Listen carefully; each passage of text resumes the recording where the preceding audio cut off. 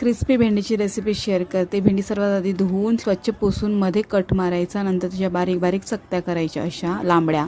नंतर 2 चमचे बेसन आणि 1 चमचा तांदळाचं पीठ घ्यायचं। बेसिक मसाले घ्यायचे, लाल तिखट, हळद, धना पावडर, चाट मसाला, चवीनुसार मीठ टाकायचं, थोडंसं पाणी टाकायचं आणि मिक्स करून घ्यायचं। स्टिक पॅन मध्ये थोड्याशा तेलामध्येच अलटून पलटून बारीक गॅसवरती शॅलो फ्राय करून घ्यायचे। वरतून तीळ टाकायचे। झालेत क्रिस्पी भेंडी। त्याचबरोबर मी भेंड्याची भाजी, पालकची भाजी आणि ज्वारीची भाकरी सुद्धा करून घेतली। मुलाची सर्वात आवडीची भाजी भेंड्याची आहे, त्याच्यामुळे भेंड्याचे वेगवेगळे प्रकार आणि क्रिस्पी भेंडी वगैरे मी सारखी बनवतच असते। त्याचबरोबर हे ना वरण बनवले तूर डाळी, त्याच्यामध्ये वांग वगैरे टाकलेलं आहे। तर इथे आजचा टिफिन रेडी झालेला आहे। ज्वारीची भाकरी, क्रिस्पी भेंडी आहे, भात आहे आणि पालक भाजी आमच्यासाठी, कारण की स्वतःसाठी आहे भेंड्याची भाजी।